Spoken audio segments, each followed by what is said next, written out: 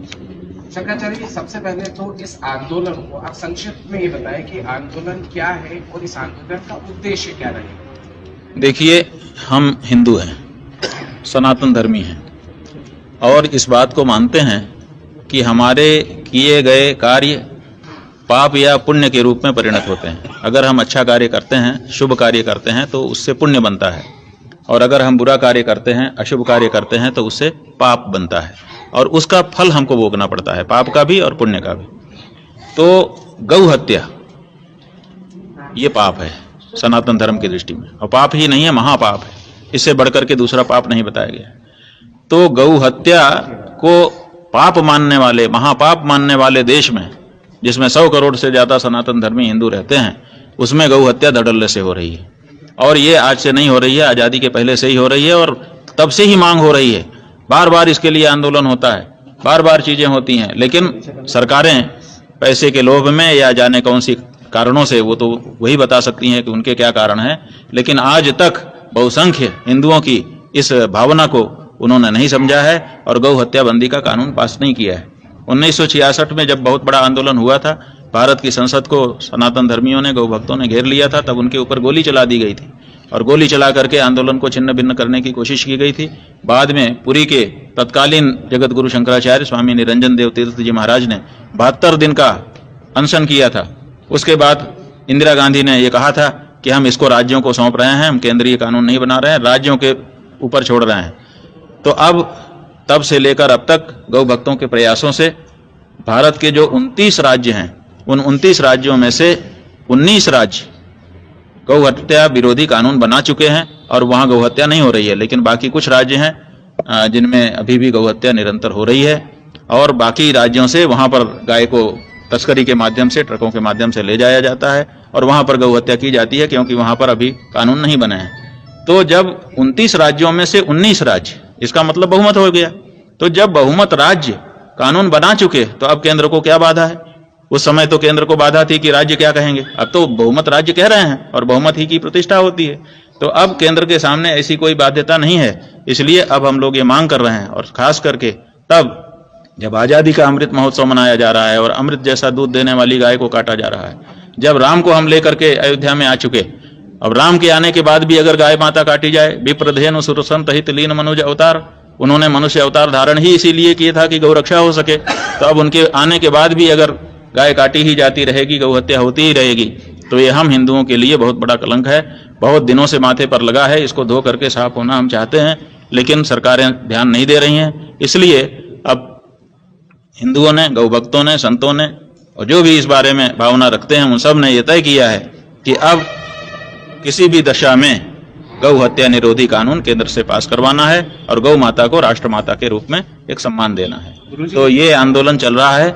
ये आंदोलन के अंतर्गत ही 6 फरवरी को प्रयाग में एक गौ संसद हुई थी, जिसमें बहुत सारे बिंदु पास किए गए थे, और आज भीष्माष्टमी तक का समय, 17 फरवरी तक का समय केंद्र सरकार को दिया गया था कि इस बीच कुछ करिए, लेकिन उन्होंने अभी तक कुछ नहीं किया है। इसलिए अखिल भारतीय स्तर पर इस आंदोलन को फिर से आगे बढ़ाने के लिए आज से हम घोषणा कर रहे हैं। ये कह रहे हैं कि जहां जहां जो गो भक्त है, अपने ढंग से जो कार्यक्रम हमने घोषित किए हैं वो सब आपको बताए जाएंगे। जो गौ संसद में 21 बिंदु पारित किए गए हैं, वो भी घर घर तक भेजने का प्रयास किया जाएगा। है कि आप कुछ और तरीके से कुछ कर सकते हैं तो अपने अपने स्तर पर आप करिए। बस केवल इतना ध्यान रखना है कि कोई गैर कानूनी काम नहीं करना है, हिंसा का सहारा नहीं लेना है और हिंसक नहीं बनना है। अपने आंदोलन को शांतिपूर्ण ढंग से लेकिन बड़ी दृढ़ता के साथ अब खड़ा करने की आवश्यकता है। और हम लोगों ने ये कह दिया है कि जब तक ये चुनाव हो रहा है तब तक हम अपने ढंग से कार्यक्रम आगे बढ़ाते रहेंगे। 10 मार्च को भारत बंदी का भी कार्यक्रम घोषित किया गया है, और जिस दिन नई सरकार शपथ लेगी उसी दिन पूरे देश में गौ भक्त भी शपथ ग्रहण करेंगे। पहले से उनका शपथ ग्रहण नियोजित होगा और शपथ ग्रहण करके वो संसद की ओर कूच करेंगे और संसद को घेरेंगे। 1966 में जैसे संसद को घेरा था वैसे ही फिर से संसद को घेर करके अब हम गौ हत्या के बारे में अंतिम रूप से निर्णायक कानून बनाना चाहेंगे, और प्रथम सत्र में ही ये पहला कानून आना चाहिए, ये हो जाना चाहिए। और अगर नहीं होगा तो 66 में गोली चली थी, फिर से 2024 में चल जाए, परवाह नहीं करेंगे, लेकिन अब गौ माता की हत्या को हम स्वीकार नहीं करना चाहते। सकते भगवान राम का जो राजनीतिकरण किया जा रहा है? देखिए, सवाल ये है कि ये जो चुनाव होता है अपने देश में, ये किस लिए हो रहा है? ये इसीलिए हो रहा है कि जनता जिसको चाहे उसको सरकार में ला सके। किसको चाहेगी? जो उसके मुद्दे को छूता होगा, जो उसके मुद्दे के प्रति संवेदनशील होगा, उसको ला सके। तो हम हिंदुओं का मुद्दा है गौ हत्या की बंदी का, उस मुद्दे को कोई ला नहीं रहा है और कहते हैं हमने मंदिर बना दिया। अरे भाई, मंदिर किसका बनाया? राम जी का। राम जी किस के लिए आए थे? तो राम जी तो गौ रक्षा के लिए आए थे। तो गौ रक्षा आप कर नहीं रहे हो, राम का मंदिर बना रहे हो, तो आपके राम भी तो लांछित हो जा रहे हैं। तो अगर राम को आप लाए हो, मंदिर आपने बना दिया है, वैसे तो जैसे बना सब पूरा देश जानता है, लेकिन अगर आप बना दिया है तो कोई बाधा नहीं है, आपने बना दिया है, भगवान आपको खूब श्रेय दे दे, लेकिन राम की मर्यादा इस देश में स्थापित करिए।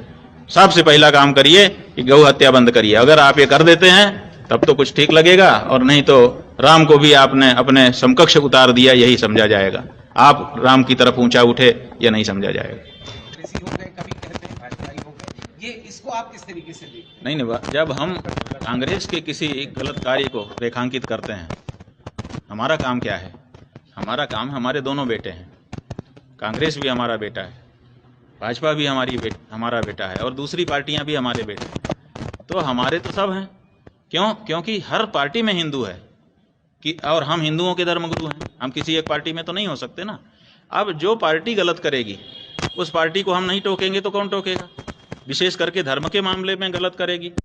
धर्म के मामले में कोई पार्टी गलत करती है तो हम टोकते हैं, तो दूसरी पार्टी को अच्छा लगता है कि इनको टोका जा रहा है, तो वो कहते हैं कि साहब ये तो अमुक हैं, वो आके हमारे बगल में खड़े हो जाते हैं। और जब हम गंगा जी का आंदोलन कर रहे थे